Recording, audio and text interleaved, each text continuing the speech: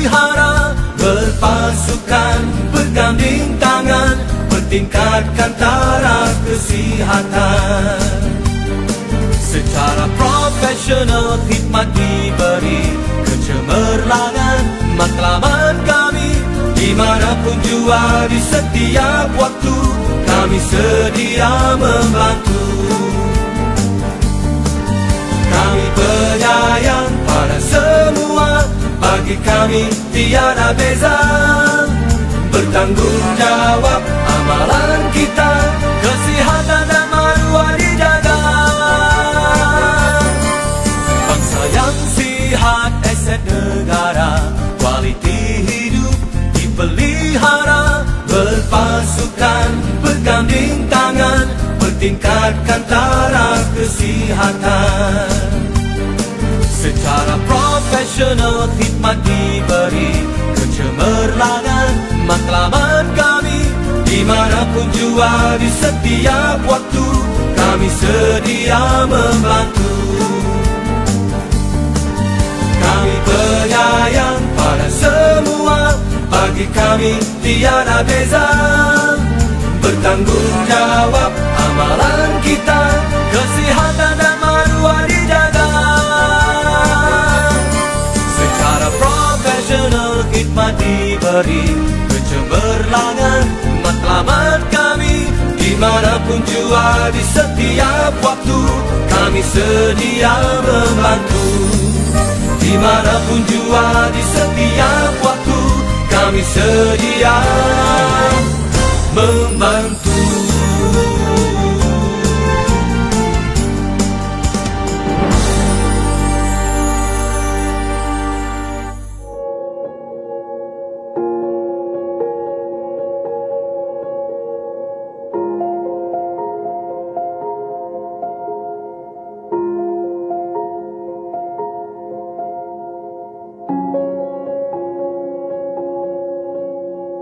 Saya memainkan peranan saya, anda memainkan peranan anda.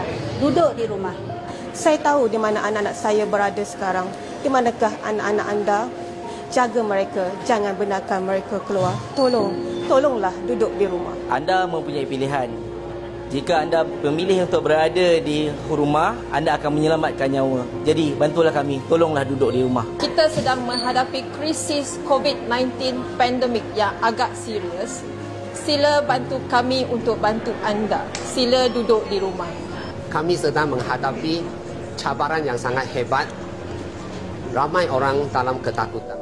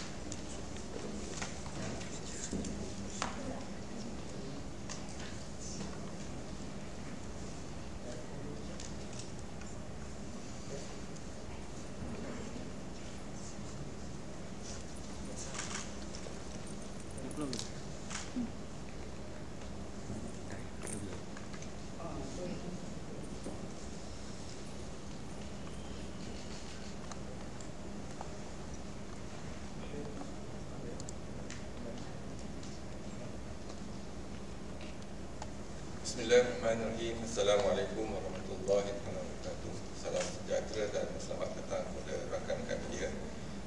Bersama saya ialah Dr. Raizan, Timbalan Ketua Pengarah Kesihatan Bahagian Perubatan, Dr. Hisham Shah, Timbalan Ketua Pengarah Kesihatan Bahagian Pendidikan dan Sokongan Teknikal, Dr. Nohayati Rusli, Pengarah Bahagian Kawalan Penyakit. Kementerian Kesihatan Malaysia ingin memaklumkan bahawa terdapat 113 kes yang telah pulih dan dibenarkan discharge pada hari ini. Ini menjadikan jumlah kumulatif kes yang telah pulih sepenuhnya dari jangkitan COVID-19 dan telah discharge pada ward adalah sebanyak 2,108 kes, iaitu 45% daripada jumlah keseluruhan kes. Sehingga 12 April 2020 jam 12 tengah hari, terdapat 153 kes baru telah dilaporkan. Ini menjadikan jumlah kes positif COVID-19 di Malaysia adalah sebanyak 4,683 kes. Oleh itu, setelah kes kumulatif ditolak dengan kes discharge dan kematian, jumlah kes aktif dengan kebolehjangkitan COVID-19 adalah 2,499 kes. Mereka telah diasingkan dan diberi rawatan di hospital. Sehingga kini seramai 66 kes positif COVID-19 sedang dirawat di unit rawatan rapi. Daripada jumlah tersebut, 37 kes memerlukan bantuan pernafasan. Daripada maklumat terkini yang dilaporkan ke CPRC Kebangsaan, duka cita dimaklumkan bahawa terdapat pertambahan 3 kes kematian berkaitan dengan COVID-19. Justru jumlah kumulatif kes kematian COVID-19 di Malaysia adalah sebanyak 76 kes, iaitu bersamaan dengan 1.62% daripada jumlah keseluruhan kes.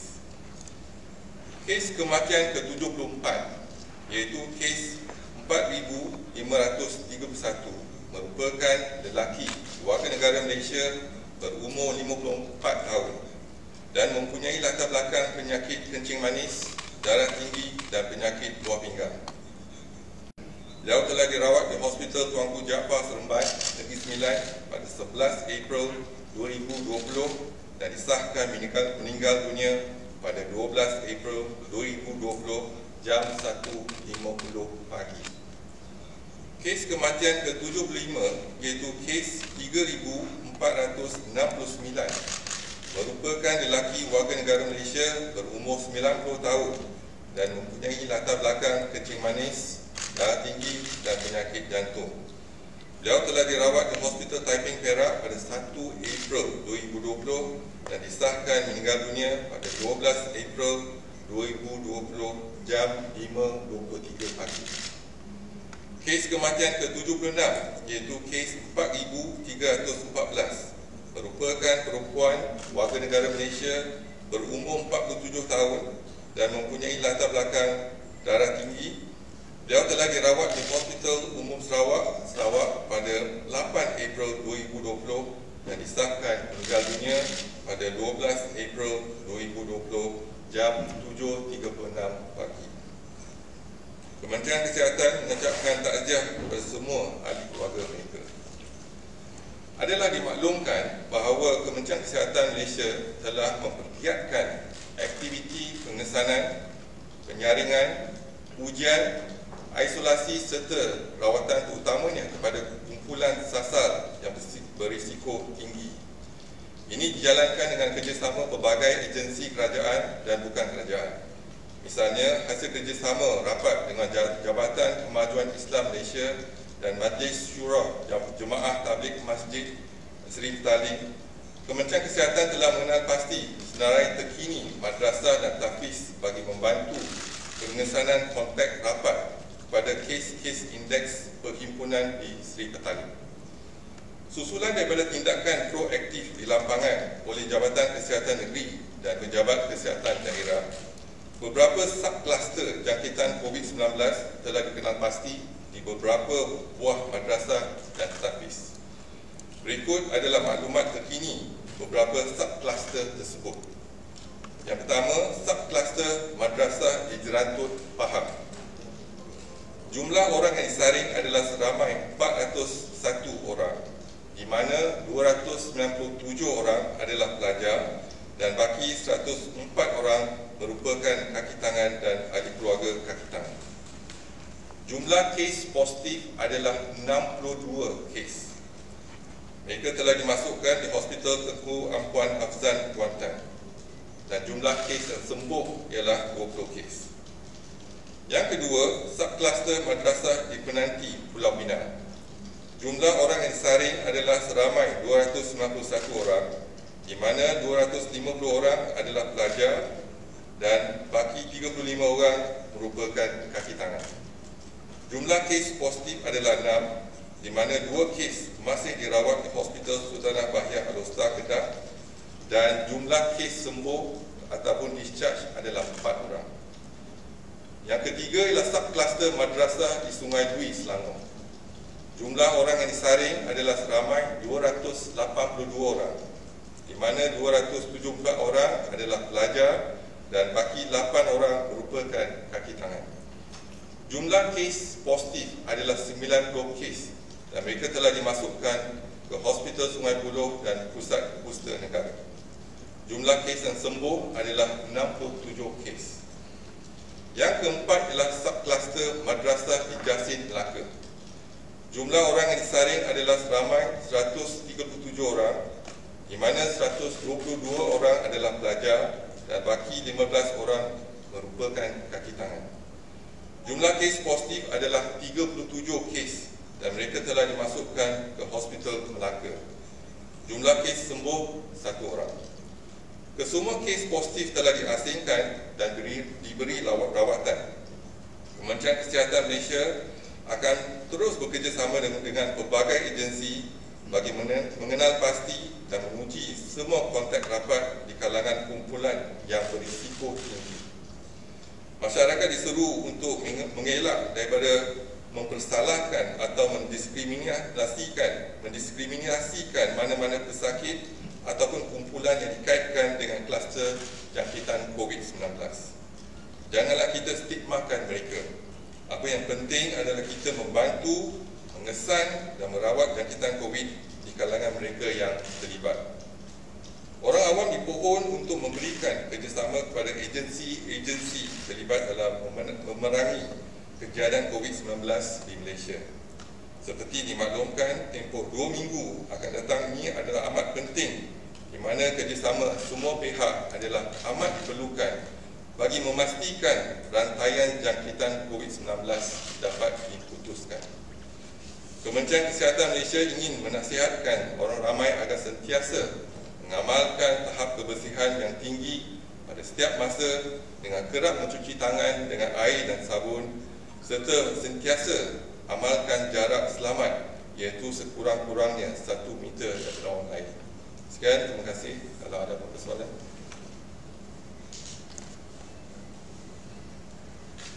Dr. DJ, 2 soalan di sini. Hari ini Persatuan Farmasi ada cadangkan untuk lanjutkan kontrak pegawai farmasi untuk bantu negara dalam perangi COVID-19 dan apa respon Dr. DJ tentang ini. Dan kedua, sekiranya kontrak mereka tak dilanjutkan, adakah KKM mempunyai pegawai farmasi yang mencukupi untuk perangi COVID? Itu sahaja Dr. Yang pertama, isu kontrak. Jadi kita kena rujuk pada bahagian sumber manusia dan agensi pusat yang untuk melanjutkan kontrak tersebut. Walaupun dari segi ahli farmasi setakat ini kita memang cukup, tetapi mereka yang telah habis kontrak pun boleh juga berkhidmat dengan Kementerian Kesihatan mengikut jangka pendek dengan kontrak, bukan kontrak ya, kerja sukarelawan jangka pendek.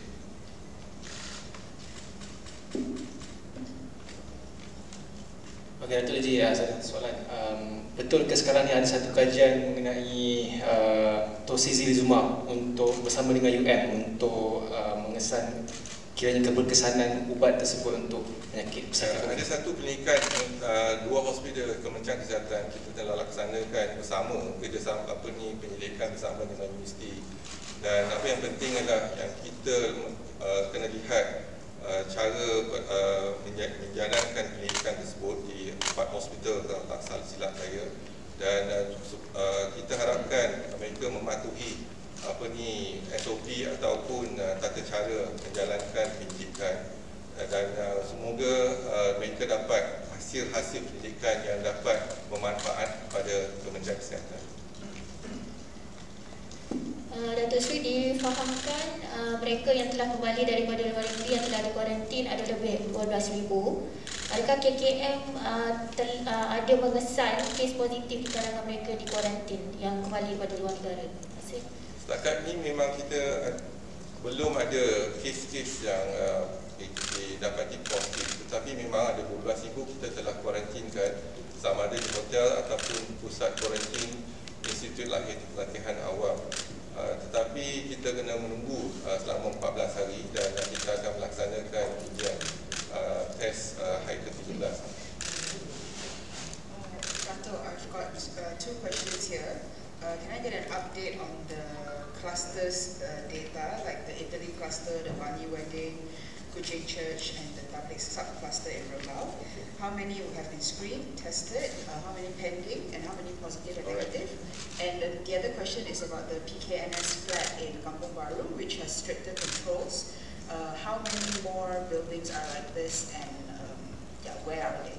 Okay, I answer the second question first. There's one death yesterday related to PKNS flat. Therefore, we are doing our active case detection over that area, basically in the vicinity.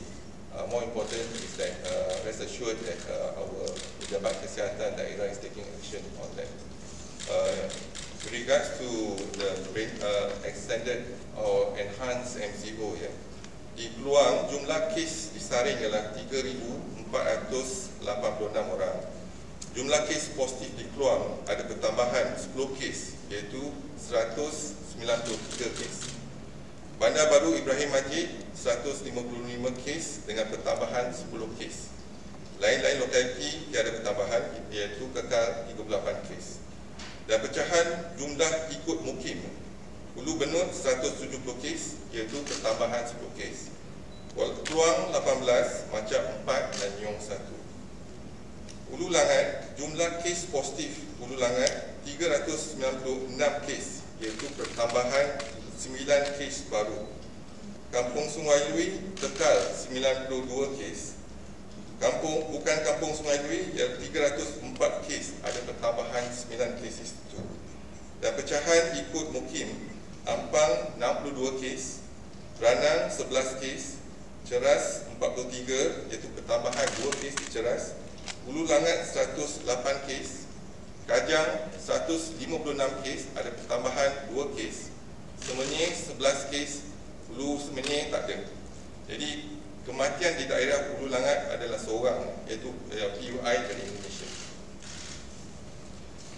Menara City 1, jumlah kes positif Menara City 1 adalah 31, iaitu pertambahan 1 kes. Dan ada satu kematian, iaitu melibatkan warga negara Pakistan. Malaya Mansion, jumlah kes positif Malaya Mansion adalah 4 kes, iaitu tiada pertambahan. Selangor Mansion, jumlah kes positif Selangor Mansion adalah pertambahan 32 kes. Berarti dengan jumlah 75 kes di Selangor Mansion sahaja. Dan yang itu saja. Sorry, I just want to clarify about my second question about the PKNS flat in Kampung Baru. Not sure whether you said whether there are other buildings who are under the same. So at the moment, we just focus in that building for our activities. It's just like Selangor Mansion, Malaysia Mansion, and activities. Next soalan. Datuk, yang sub-cluster ni, adakah sebab Sungai Lui antara 4 tu, Sungai Lui saja yang dalam kawasan PKPD kan? Ada tak yang lain-lain tu akan mungkin dicadangkan untuk PKPD ataupun macam mana? Yang lain-lain kita ambil tindakan seperti biasa, iaitu active case detection, dan kita kena pasti tempat dan risiko sasar, iaitu mereka yang berisiko tinggi. Jadi kita kena pasti yang dua. Jadi dengan kerjasama dengan PDRM, kita dapat kena pasti kes-kes yang berkaitan dengan index case. Jadi kita dapat kesan mereka Jadi apabila kita dapat berjaya kesan mereka, kita akan melaksanakan ujian dan pengasingan dan seterusnya memberi rawatan kepada mereka yang positif. Yang negatif kita akan asingkan untuk kuarantin. Yang ni semua live in, dia memang tinggal di kawasan memang tinggal di sana. Ada perkembangan tak mengenai usaha untuk mencari vaksin untuk COVID yang telah kita lakukan sekarang? Vaksin untuk vaksin. Vaksin setakat ni vaksin kita masih dalam penyidikan. Jadi mungkin memakan masa tempoh ni difahamkan lebih kurang setahun baru kita dapat. Jadi banyak kajian telah dilaksanakan oleh WHO, juga SETI, SCEDI dan juga beberapa pertubuhan antarabangsa. Jadi sama-sama lagi kita tunggu dan harap dapat ditemukan vaksin dalam tempoh setahun. Ada dua soalan kat sini. Soalan pertama, bagaimana dengan perkembangan kajian menggunakan rawatan plasma bekas pesakit? Yang soalan kedua, bagaimana pula dengan perkembangan perbincangan antara KKM dengan Amerika Syarikat berhubung dengan penggunaan rapid test kit yang boleh mengesan virus dalam masa setengah jam? Yang menggunakan plasma setakat ni kita ada lebih kurang 12 pesakit yang telah tampil dan sebelum kita mengambil darah dari pesakit tersebut, kita kena beri kaunseling dan kita kena laksanakan ujian-ujian jangkitan kuman daripada pesakit ataupun ujian COVID dan jangkitan kuman yang lain kita kena pastikan tidak ada. Dan setelah memberi kaunseling kepada mereka, kita akan rujuk mereka ke pusat darah negara dan kita akan ambil darah dan kita akan melaksanakan kajian tersebut. Dan sekarang ni kajian masih peringkat yang awal, jadi kita kena lihat dulu, mungkin memakan masa sebelum kita dapat satu bukti-bukti yang kukuh untuk kita gunakan. Bagaimanapun apa yang kita gunakan ialah plasma. Plasma memang fresh frozen plasma contohnya memang kita boleh guna untuk pesakit yang COVID. Tetapi yang kita lihat ialah kandungan antibody, IgM, IgG dan sebagainya. Berkenaan dengan yang Amerika Syarikat. Jadi ujian kajian rapid test kit tu yang setakat ni kita masih tak dapat ujian test kit yang tepat dan juga orang kata reliable saja. Jadi hari ini pun kita ada laksanakan. Hari ini besok ada test kit yang daripada Korea. Kita harapkan keputusan dia akan memberikan keputusan yang ketepatan yang tinggi untuk kita guna pakai. Dan memang test kit ni apa yang advantage ataupun yang penting ialah mereka test kit ni boleh dilaksanakan dalam tempoh yang singkat. Jadi turnaround time yang kita gunakan untuk test kit ni ialah pendek, mungkin setengah jam, mungkin 1 jam. Tetapi satu lagi kelebihan ialah test kit ini mudah dialih. Jadi boleh kita gunakan di klinik dan point of care. Tetapi sekarang ni masih kita tak dapat test kit yang accurate and reliable. Jadi kita harap sehari dua ni kalau ada data dan sebagainya. Yang test kit daripada Amerika Syarikat masih kita sedang lihat. Tetapi ada isu sebab pembuatan daripada Malaysia dan Pulau Pinang, tetapi reagent daripada Taiwan. Jadi kita kena hubungi Taiwan untuk dapatkan reagent tersebut dan juga kelulusan daripada IT ialah daripada Amerika Syarikat. Jadi kita kena dapatkan kelulusan daripada syarikat tersebut. Okay, last question. Okay. Datuk tadi mengenai yang saya tahu peringkat awal lagi yang vaksin tu kan, tapi adakah termasuk sekali dengan kajian bersama dengan UM tu dan juga kenapa tocilizumab tu yang berbeza dua, yang tu vaksin, satu ialah vaksin, satu ialah obat. Obat yang kita ada ialah kajian daripada UM satu, kita juga ada kajian solidarity trial daripada United WHO yang mana kita lihat ubat-ubat yang lain. Contohnya ubat anti-HIV punya ubat yang sekarang ni kita pun guna, tapi guna secara off-label, juga hydrochloroquine dan sebagainya. Jadi banyak ubat-ubat yang kita telah kenal pasti dan kita akan melaksanakan kajian tersebut. Jadi satu ialah kajian vaksin, satu ialah kajian ubat. Jadi kalau kita lihat, kalau vaksin kita dapat kesan, kita akan gunakan vaksin untuk meningkatkan antibody pada setiap orang kalau kita ada vaksin tersebut. Tetapi obat ialah untuk perawatan. Jadi kalau pesakit yang tahap 3, tahap 4, jadi kita ada option rawatan ubat yang terbaik. Sekarang ni pun kita guna ubat tersebut, tetapi kita kena pantau dia punya kesan samping ubat tersebut. Satu lagi soalan. Saya nak tanya tentang lorong sanitasi yang dibangunkan oleh pihak-pihak bersendirian ataupun NGO di kawasan setempat. Jadi nak tanya keberkesanan alat tersebut. Jika terlihat Turki dan China meletakkan alat tersebut di tempat-tempat awam, mungkin kita mahu tahu keberkesanannya. Dan satu lagi, menurut satu laporan WHO, Korea Selatan mendapati sejumlah kes yang agak besar, iaitu 91 kes, di mana bekas pesakit COVID kembali positif selepas discharge daripada hospital. Adakah di negara kita KKM mengesan situasi tersebut? Terima kasih. Yang satu dia kata tunnel sanitizer tu, sekarang ni setakat ni memang tak ada bukti saintifik ataupun klinikal yang mengatakan yang tunnel sanitizer ni berkesan. Walaupun Kementerian Kesihatan di bawah CBRC dengan CRC di bawah CRC dan juga CRM telah dikenal pasti untuk melaksanakan penyelidikan untuk melihat keberkesanan menggunakan sanitizer tunnel tersebut. Jadi kajian telah sedang dilaksanakan. Jadi harap mungkin kita akan dapat data. Tapi setakat ni kita tak ada bukti-bukti yang kukuh untuk mengatakan dia berkesan. Dan yang kedua mengenai kes-kes positif. Memang ada kes-kes yang positif yang kita dah discharge negatif. Ada 2-3 kes, tetapi dia masih dalam peringkat weak positif, iaitu dalam peringkat virus shedding. Jadi kadang-kadang dia very weak. Jadi dia tak menjangkiti, tetapi pengesanan tu memang lemah. Jadi itu mungkin salah satu sebab yang dapat weak positif tu.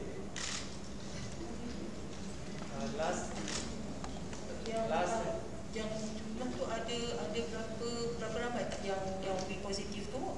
Ada tak berapa jumlah dia, dan juga yang PKS berapa yang positif?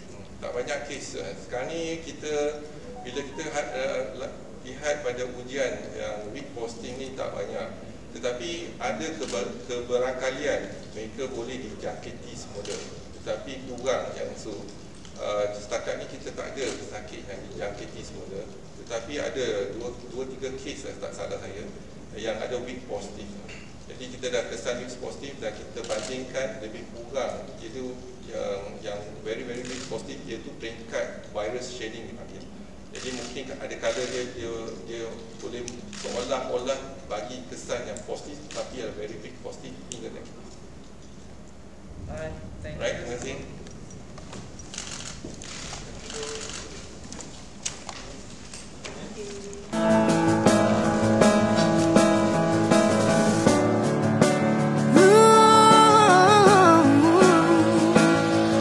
Demi negara yang tercinta, dicurahkan bakti penuh setia.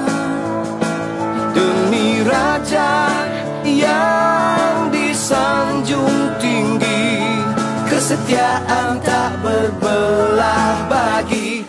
Kepada pemimpin, kepada rakyat, hikmat diberi penuh taat.